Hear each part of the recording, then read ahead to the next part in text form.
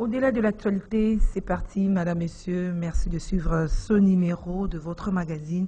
Au-delà de l'actualité, nous recevons monsieur Patrick Nzey. Il est président national du parti politique Les Démocrates Nationalistes, LDN. Alors, bonsoir, monsieur Patrick Nzey. Bonsoir, madame Etoko. Bonsoir à tous les téléspectateurs des canaux Congo Télévision. Donc le plaisir est mien de répondre à votre invitation ce soir. Alors comment se porte votre parti, le LDN? Oui, le parti LDN se porte très bien. Nous poursuivons l'implantation et la redynamisation de nos bases au travers l'ensemble du territoire national.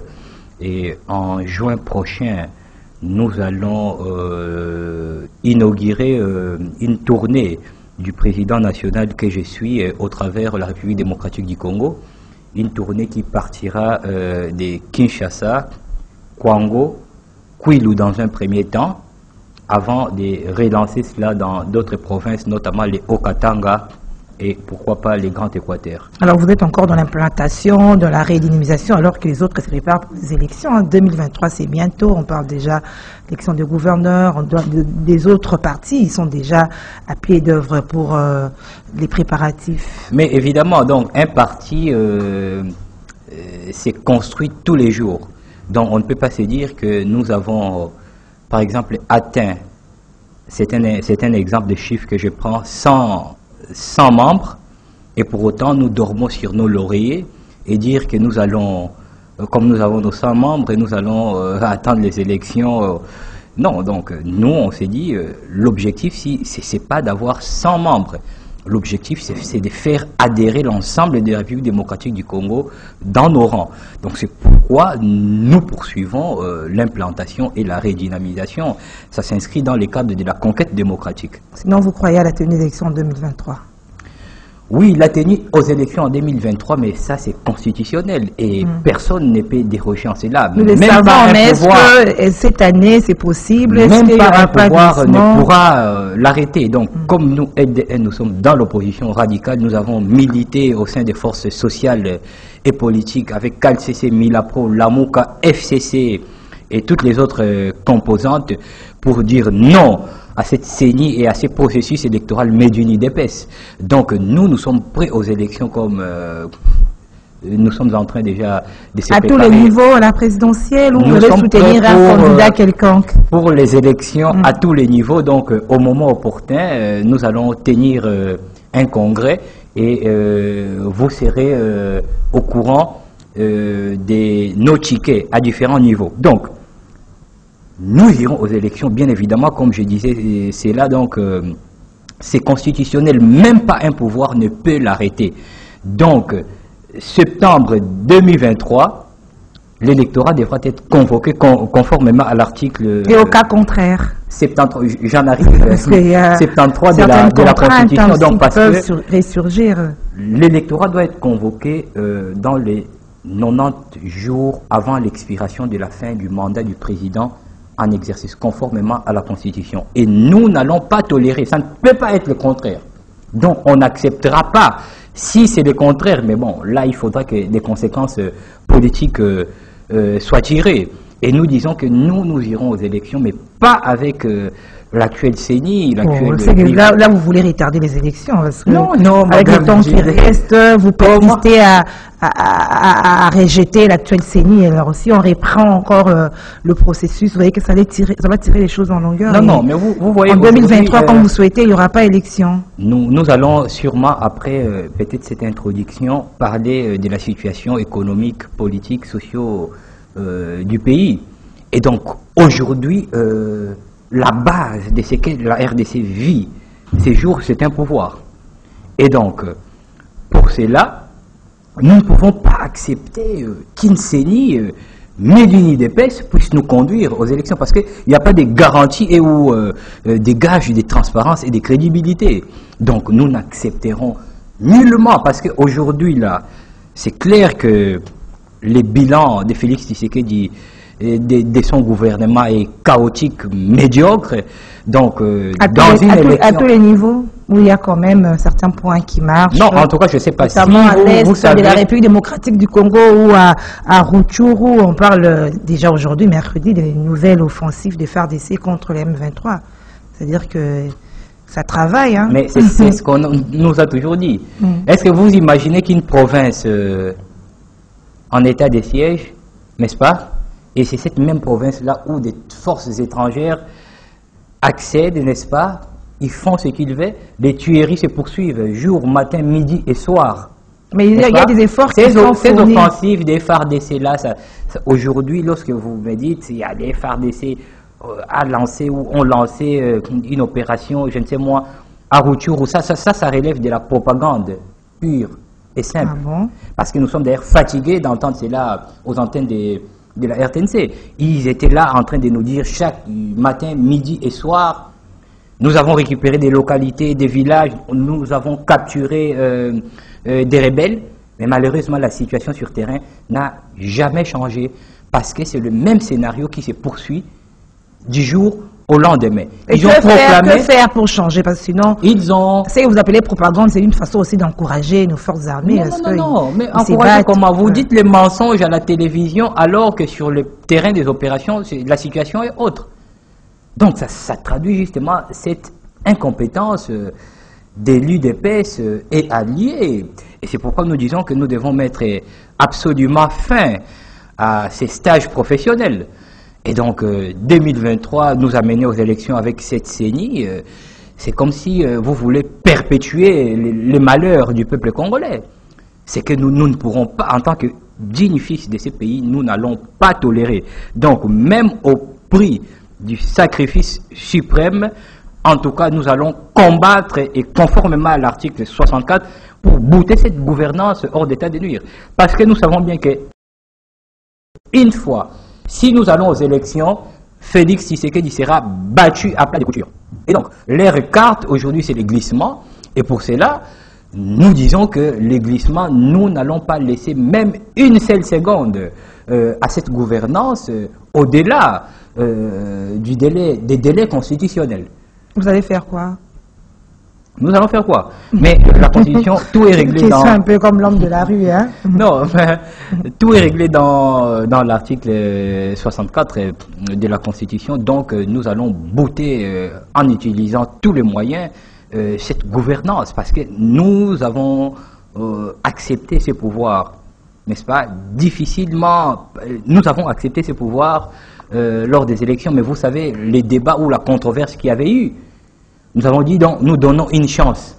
À ces jours, voilà où se retrouvent les pays, c'est le chaos total. Je ne sais pas pour Patrick Nzeye, président national des démocrates nationalistes, ouais. C'est-à-dire que rien ne marche dans le pays. Rien ne marche, il n'y a pas un point positif. Non, en tout cas, madame, rien ne marche. Mais comme vous voyez, l'état des droits est en marche. Au ralenti. L'état des droits est en marche. Les procès 100 jours. Vous en savez quelque chose aujourd'hui. Cela s'est soldé par l'impunité la plus totale. On annonce la réouverture pour le 11 avril. Cela s'est soldé par l'impunité la plus totale. Allez au CPRK, vous allez constater qu'aucun dirigeant d'entreprise, aucun politique de cette envergure qui ont été impliqués dans le détournement des deniers publics n'y figure là. Et donc c'est ça l'état des droits. Donc je ne sais pas, pour moi en tout cas, je vois que rien ne marche. Je ne sais pas s'il y a des points qui marchent. Acceptez quand même un point. Par exemple, aujourd'hui, ça ne se passe pas tous les jours, hein, quand on voit peut-être la destitution d'un ministre de l'économie qui est membre de l'Union sacrée, FDC, membre de l'Union sacrée, qui est destitué au Parlement où il y a la majorité, c'est le pouvoir. Oui, mais lorsque cette Union sacrée était en train de se constituer, qu'est-ce que nous avions dit à son temps? Nous avions dit que les bases déjà étant fausses, cela ne pourra pas permettre à ce que cette union sacrée puisse apporter des résultats. Donc, c'était une union sacrée bâtie sur les antivaleurs. Et en son temps, nous avions même dit que ça serait une majorité ponctuelle et fragile. Les élus qui ne retrouvent pas leur compte, certainement qu'ils ont eu des dupes palissades, des promesses et toutes les autres révélations de $1000 par mois de carburant qui sont faites matin dans la presse. mais ils sont aujourd'hui je pourrais même dire que ça signe les débuts de la désintégration de cette majorité qui était artificielle, qui a été, comment je dirais, construit en cours des législatures en violation, procédant même à un coup d'État institutionnel. Donc aujourd'hui, moi je pense que c'est un règlement des comptes, c'est la politique. C'est un règlement des comptes. Oui, ils veulent se régler des comptes entre la majorité Union sacrée et les gouvernements, parce que ce sont des gens qui sont issus de leur rang. Tout ce qui se passe au et Parlement, ceux qui sont au Parlement ouais. aujourd'hui se disent, nous devons aussi, à quelques mois ou à quelques mois des élections, trouver notre compte. Donc, nous allons régler des comptes. C'est ça, c'est la désintégration de cette majorité. C'était une majorité qui était basée sur des antivaleurs, n'est-ce pas? Sur des intérêts personnels. Et voilà, aujourd'hui nous avons les conséquences. Le ministre de l'économie, comme vous avez dit, a été destitué. Et aussi, nous devons dire que c'est une assemblée nationale qui n'a pas produit. C'est l'assemblée nationale qui est en deçà sur le plan même de la production. Mais aujourd'hui, ils essayent de se relever, hein, parce qu'il y a les députés, parce qu'on voit des pluies, des motions, des contrôles parlementaires. Bon, mais justement, comme le contrôle parlementaire, oui, mais la production législative, c'est zéro. Et les contrôles parlementaires, ils se réveillent maintenant. On voit les ministres des Transports qui ils ont attendu des promesses, n'est-ce pas? Parce que il y avait des promesses faites pour cette majorité. Ils ont reçu quelques promesses, mais maintenant, il reste les grands morceaux. Et c'est pourquoi ils sont mécontents et ils veulent maintenant désintégrer leur majorité. Donc, pour nous, en tant que des observateurs avertis de la classe politique et en tant que des spécialistes même de la politique, nous disons que ça signe les débuts de la désintégration de cette majorité. Donc il ne faudra pas attendre plus. Alors au-delà de ce que vous dites, début de la désintégration de la majorité, règlement de comptes, mais toutefois la situation c'est une réalité lorsque il y a la flambée du prix des denrées alimentaires, la question de Chinchard. C'est sur base de ça que le ministre a été destitué. Oui, même oui. C'est une réalité. Évidemment que c'est sur base de ça. Ils ont quand même apporté la voix du peuple au Parlement. A été destitué. Mais le ministre fait partie d'une composante qui est le gouvernement. Et donc, ici, je ne voudrais pas exempter le ministre de ses erreurs ou de ses échecs pour dire que c'est le gouvernement qui est concerné. Mais en tout cela, c'est l'échec de la politique de l'exécutif. L'exécutif, aujourd'hui, dans le cadre du régime actuel, c'est constitué des deux têtes, bicéphales, comme on dit. Donc, il y a le président de la République et il y a le gouvernement. Et donc, c'est le président de la République qui préside le Conseil des ministres. Et le ministre qui a été éjecté n'est peut-être... l'on s'en est servi peut-être pour prétexte ou je ne sais moi, mais c'est l'échec global de l'exécutif et de la politique menée par Félix Tshisekedi. Depuis qu'il avait accédé au pouvoir, en lieu de vouloir redresser l'économie, industrialiser les pays, diversifier la production, il était dans des voyages. Et aujourd'hui, pour chercher des investisseurs. Pour chercher des investisseurs oui. Qui n'ont apporté, ces voyages n'ont apporté même pas un seul cambiste, comme le disent certains des analystes dans ces pays. Vous comprenez, madame? Des investisseurs. Et aujourd'hui, pendant qu'il fallait réorganiser la défense nationale, notre armée, les services de sécurité, des renseignements, et j'en passe, parce que il fallait régler la crise politico-sécuritaire de l'Est, n'est-ce pas? Et ils ont cru que la solution partira de je ne sais moi de la diplomatie, n'est-ce pas? Et aujourd'hui, la diplomatie a montré ses échecs. Lorsque l'on avait demandé à Félix Tshisekedi, n'est-ce pas, d'utiliser la politique du bâton par rapport au tracé et au chemin qu'il avait emprunté dès le début de cette législature, parce que nous avions dit que pour ce qui concerne la crise de l'Est de la République démocratique du Congo, la diplomatie a échoué pendant près d'une décennie ou plus d'une décennie. Donc aujourd'hui, ce n'est pas la même approche que Félix Tshisekedi devait aborder en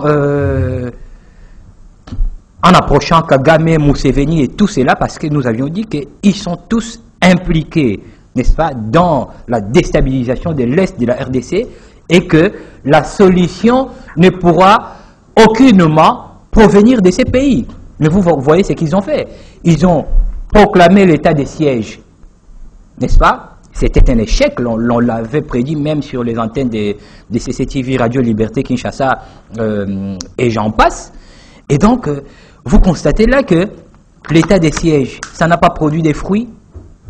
30 jours constitutionnels s'est transformé en un état de siège exceptionnel, éternel plutôt, pendant que tous les droits des citoyens sont confisqués, toutes les institutions légitimes démocratiques sont suspendues, et ceux qui sont là comme administrateurs, gouverneurs et j'en passe, n'ont pas des gages de contrôle. Donc ils ne rendent compte que à leur autorité à Kinshasa, ça permet la fuite des capitaux et j'en passe. Donc aujourd'hui, nous disons que, et non seulement ça, et pendant cet état de siège, vous dites, nous sommes dans l'état de siège, Mapinga, FRDC, Kosa, Laboé, nous venons, pendant même cet état de siège, on signe des accords commerciaux et économiques avec des pays agresseurs. Pendant cet état de siège, on fait appel à des troupes étrangères à l'intérieur du territoire national. Il n'y a toujours pas de solution. Et par la suite, on nous dira le M23 a relancé les hostilités. Il y a des militaires rwandais capturés. Donc, vous comprenez que c'est un échec total et lamentable. Quelle solution que vous préconisez ou vous proposez pour mettre fin à cette situation de l'Est qui vous critiquez? Bon, mais aujourd'hui, c'est d'abord les déficits de souveraineté, n'est-ce pas, dans les chefs du pouvoir de Kinshasa. Aujourd'hui, il n'y a plus une solution parce qu'ils ont amené, n'est-ce pas, les désordres total. Ils ont créé une situation de somalisation de l'Est de la République démocratique du Congo. Et aujourd'hui, c'est un sens cynique. Donc, aujourd'hui, la solution, c'est le départ de cette gouvernance et avoir un nouveau pouvoir qui viendra avec une nouvelle vision, de nouvelles approches sur la politique, la sécurité, l'économie et j'en passe. Alors, qu'est-ce que vous répondez aux gens qui estiment que, par rapport à ce que vous venez de dire, qui estiment que changer des personnes ou des pouvoirs, ça sert absolument à rien. Il faudrait, parce qu'il y a un système instauré qu'on doit absolument changer. Il y a un système... oui, on doit plutôt changer les systèmes, parce que nous étions avec Kabila, Félix, vous continuez à critiquer. Est-ce que vous ne voyez pas que c'est ceux qui estiment qu'il faut changer les systèmes plutôt qu'il y ait de personnes ont raison? Oui, certainement qu'il y a des anti-valeurs qui mènent les systèmes. Parce que les systèmes politiques, si nous devons le considérer, le système politique, c'est également constitué de toutes les forces en présence. Il y a ceux qui gèrent, ceux qui sont au pouvoir, il y a l'opposition, il y a... voilà. Et donc, aujourd'hui là, dire que tous les systèmes ont échoué, les systèmes évidemment dysfonctionnent. Ça, c'est une évidence. Et il y a plusieurs antivaleurs qui minent le système politique constitué de ces acteurs, systèmes, idéologies, et j'en passe. Mais à l'ère actuelle là, l'échec n'est pas l'échec du système, parce que nous avons élu quelqu'un pour un quinquennat, donc la durée de 5 ans, et je pense que ce sont eux qui doivent rendre compte sur la dégradation de la situation sur tous les plans en République démocratique du Congo. Donc c'est à mettre dans l'actif d'un pouvoir incarné par l'UDPS en tête. Alors, donc vous êtes de ceux-là qui estiment que tous ces contrôles parlementaires, avec notamment l'institution des ministres, c'est en fait une technique ou une démarche de pouvoir pour démontrer à la fin du mandat qu'ils sont en train de travailler. Vous êtes de ceux-là qui voient les choses de la sorte. Le peuple d'ailleurs n'est pas dupe. Ici, je suis dans ce plateau, peut-être on parle, on est en train encore d'analyser. À l'ère des élections, à l'ère de la campagne électorale, c'est pas la même rhétorique que nous allons utiliser. C'est pas le même tempérament que nous aurons. Et donc, qui se détrompe déjà. Vous n'allez plus tromper le peuple cette fois-là. Vous avez signé votre mort politique. Donc, si c'est Denis Kadima à qui vous comptez pour tripatouiller les choses, nous disons que cette fois, les peuples congolais sont déterminés à prendre le destin de leur pays en main. Finalement, il faut Donc, un ange à la CENI, hein, pour vous. Il faut un ange à la CENI. La nouvelle génération. C'est ceux qui ont été avant Denis Kadima. Loin de là. Jamais nous disons vous, pas de qu'il faudra l'opposition, un ange, parce qu'un ange, ici sur Terre, ça sera difficile de retrouver un ange. Mais il ne faudra pas que l'UDPS puisse nous organiser des élections. Lorsque M. Moleka avait déclaré que Denis Kadima était un membre de la Fédération Afrique du Sud, c'est pas moi qui l'ai dit. Donc, nous ne pouvons pas tolérer que l'UDPS puisse nous donner des élections, mais d'une UDPS, reconduire ces médiocres et les antivaleurs que nous sommes en train de vivre. En tout cas, madame, nous disons que s'il faudra qu'ils marchent sur nos cadavres, nous sommes prêts pour cela. La phrase revient encore. Alors, l'élection de gouverneur, c'est aussi l'actualité, c'est au-delà de l'actualité. Madame, monsieur Patrick Nzey, qui est président national du parti politique Les Démocrates Nationalistes, LDN. Monsieur Patrick Nzey, que pensez-vous du processus d'élection de gouverneur de 14 provinces à problème? Voilà, donc, ils ont déjà, donc nous sommes dans un processus. Vous savez que ces provinces, il y a même des provinces qui, depuis nous avons débuté cette législature, sont ingouvernables, n'est-ce pas? Aujourd'hui, tout devait se régler conformément aux lois, notamment à la Constitution et aux lois de la République. Si un gouverneur est destitué par l'Assemblée provinciale, c'est prévu par la Constitution. Et il ne revient pas à un ministre de l'Intérieur ou, je ne sais moi, une autorité suprême de vouloir les maintenir par la force pendant qu'il a été désavoué par la population au travers de ses représentants. Il est toujours là, vous laissez. Donc l'État n'est même pas fonctionnel. Et donc, même la CENI, là, on devait avoir une administration qui est permanente. En cas où il y a une destitution pareille, c'est automatiquement. C'est pas comme ça, vous laissez des provinces tout entières somnoler pendant des temps et après vous venez nous dire. Donc, déjà cette CENI-là, c'est une CENI illégitime que nous ne reconnaissons pas. Et donc, pour nous, nous considérons que c'est l'administration électorale qui va organiser ces élections, pas de problème. Mais il ne sera pas question que cette CENI-là, politique, puisse organiser des élections. Mais avec le gouverneur, la façon dont on est en train de désigner les candidats gouverneurs, quelle est votre analyse par rapport à cela? Est-ce que nous tendons vers la bonne gestion des provinces avec des nouveaux gouverneurs, ou nous allons revenir sur la même situation où les gouverneurs élus par les députés provinciaux sont après critiqués de mégestion? Ou soit vous proposez une autre façon pour que nous ne revenons plus sur les mêmes situations? Bon, ça, il faudra attendre et voir, parce que je ne pourrais pas prédire, mais vous voyez déjà la manière dont les choses sont organisées, il y a toujours des violations. Donc la spécialité de ces régimes, ce sont des violations. Et à Kinshasa, on va même organiser l'élection de vice-gouverneur. Il y a Kinshasa, il y a deux provinces comme ça. Kinshasa, je ne vois plus une autre province. Et il y a déjà des problèmes, des droits qui se posent, parce que les vice-gouverneurs n'est que colistiers. Et comment? Donc, vous comprenez là, il y a des problèmes sérieux. Donc, moi, je suis vraiment très pessimiste sur l'avenir de nos provinces. Parce que la conséquence, c'est déjà la conséquence du pouvoir central, n'est-ce pas? Le pouvoir central n'a pas travaillé pour développer l'État, les provinces et les ETD. Ils sont absents de cela. Ils sont à la recherche de leurs propres intérêts. Et donc, voilà la conséquence que nous sommes en train de découvrir en République démocratique du Congo. Donc, aujourd'hui, là, il ne nous reste qu'une année et quelques mois pour signer la fin de ces régimes. Et je pense qu'en une année et quelques mois, il n'y aura pas une baguette magique qu'ils vont nous proposer. Les 145 territoires de développement de je ne sais moi. Vous voyez, on n'en parle même plus. Il faut y croire, il faut espérer. Non, vous êtes pessimiste? Comment ça? On nous a parlé de Kinshasa zéro trou ces jours. Kinshasa zéro trou, c'est pas 145 territoires. Le développement de 145, c'est deux choses différentes. Oui, ce sont des choses différentes, évidemment. Mais Kinshasa zéro trou. Kinshasa, c'est une ville qu'on peut facilement maîtriser, n'est-ce pas? Si nous nous déplaçons juste ici, derrière nos commerces, commerce, je ne sais moi, Kassavoubou, Bokassa, Kassai, pour ne citer que, ne citons pas Rompoingaba et j'en passe.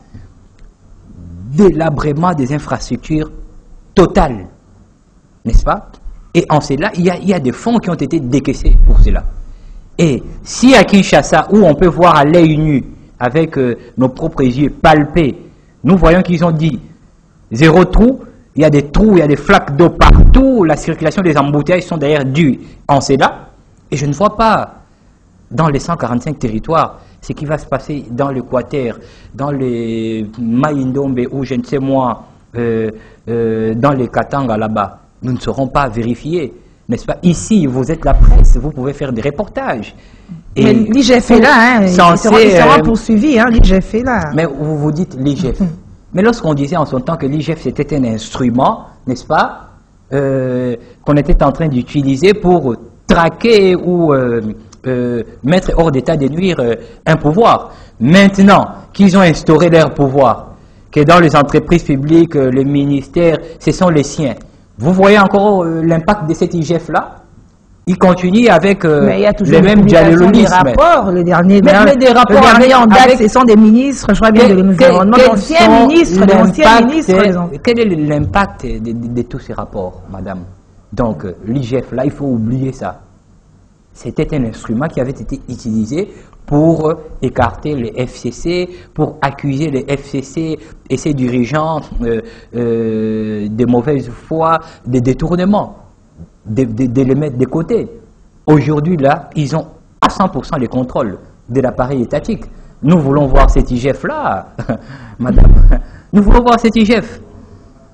Donc, il n'y a rien, donc, c'est comme nous disons là, rien ne marche dans l'administration publique. Les fonctionnaires, n'est-ce pas? Ils sont là avec un salaire de misère. Dans l'armée, les militaires... Ça date pas de ce pouvoir, le salaire de misère des fonctionnaires. Non, oui, ça date pas de ces pouvoirs. Oui, madame, vous dites que ça ne date pas de ces pouvoirs. Mais qu'a fait ces pouvoirs? Qu'a fait ces pouvoirs? Hein? À l'heure, Kabila avait fait quand même quelque chose, disons, en bancarisant, en faisant quand même quelque chose. Et le pouvoir d'achat n'était pas dégradé comme aujourd'hui. Ah, vous applaudissez Kabila aujourd'hui. Vous applaudissez Kabila aujourd'hui. C'est que les fonctionnaires pouvaient gagner en son temps-là, n'est-ce pas? Pouvaient encore avoir de la valeur. Mais aujourd'hui, cela ne représente rien parce qu'il y a l'inflation qui se retrouve dans le marché d'une flambée des prix. Il y a la dollarisation de l'économie, n'est-ce pas? Il y a la dégradation donc de la monnaie nationale. Et donc ça ne représente plus rien. Le fonctionnaire a perdu son pouvoir d'achat. Les militaires n'ont pratiquement rien. Et donc, madame, vous êtes là en train de constater que c'est un pouvoir qui n'a rien foutu. Rien foutu et rien. Il faut quand même accepter aussi qu'il y a un point positif, il faut accepter, il ne faut pas être toujours dans... Mais c'est pourquoi moi je ne suis pas là, en tout cas, la négativité. Il y a eu un point positif, mais en avril ici, les fonctionnaires attendent les réajustements de leur salaire à 45%. Hier j'étais au budget, mais il y a déjà des révélations pour cela, n'est-ce pas? Et nous attendons avril, nous sommes déjà au mois d'avril, donc nous attendons la fin de l'année pour voir. Et il y a même des ministres qui sont pratiquement de mauvaise foi, qui désaffectent des primes destinées pour des agents. Donc c'est très grave. Et puis nous disons que, en tout cas, cette gouvernance devra prendre fin, parce que nous sommes révoltés. Peut-être que j'ai un tempérament calme, mais en tout cas, madame, nous devons vous dire que le mécontentement est profond, et ce que nous disons ici traduit ce que vit le petit peuple, parce qu'aujourd'hui, il y a une minorité de nouveaux riches, n'est-ce pas, qui se retrouvent, et la majorité de la population congolaise est paupérisée. Alors, vous essayez de vous détendre un tout petit peu, parce que vous avez l'air tendu face à la situation que vous trouvez déplorable du pays. On parle un peu de religion, M. Patrick Nzey. Pour conclure avec notre magazine Au-delà de l'actualité, madame, monsieur, il y a le cardinal Fridolin Ambongo qui a demandé aux prêtres qui ont des enfants de quitter le sacerdoce pour assumer leur rôle de père. On en parle partout dans les réseaux sociaux. Vous êtes chrétien catholique, j'espère. Alors, quel commentaire ça vous inspire, cette décision? Oui, mais ce n'est que normal. Donc, les cardinaux ont parfaitement raison. C'est contraire à leurs vœux. Donc, lorsqu'on s'engage dans les sacerdoces, il y a des règles dans lesquelles il faut se conformer. Et donc, ça s'éloigne même de l'éthique et de la morale. Et donc, l'on ne pourra pas suivre des lièvres ou des chemins à la fois. Donc, il faudra que tout puisse être recadré. Et je pense que les cardinaux a totalement raison, parce que cela s'éloigne, n'est-ce pas, de leurs vœux. Et donc, je n'ai pas trop de commentaires à faire dessus. Mais quand même, certaines personnes estiment que le sacerdoce va se vider avec ces décisions. Vous êtes de Il va se vider. Non, non, je ne pense pas. Vous n'allez pas nous dire que tous les prêtres sont impliqués en cela. Ça c'est jeter un discrédit à mon église et je n'accepterai pas. Non, c'est ce qu'estiment, ce sont des analyses. Donc, il y a des exceptions, il y a des exceptions en cela, et ceux qui sont qui sont impliqués en cela devront tirer les conséquences, n'est-ce pas? Parce qu'ils ont déjà trahi la ligne de conduite de l'RV. On nous a coupé les signaux. Non, allez-y. Donc, voilà, donc ils ont déjà trahi la ligne fixée par... et je pense que conformément au droit canon, il y a des sanctions qui sont prévues en cela. Voilà, Monsieur Patrick Nzey, président national du parti politique Le Démocrate Nationaliste, merci. Merci bien, Madame Gisèle Etoko. Donc, le plaisir est mien, une fois encore de plus, de retrouver au-delà de l'actualité CCTV Rally, qui est cette maison qui nous a donné la parole. Donc, nous en serons toujours reconnaissants. Merci beaucoup. Merci à vous, fidèles téléspectateurs de Magazine Au-delà de l'actualité. Nous nous retrouvons au prochain numéro. Au revoir. Au revoir.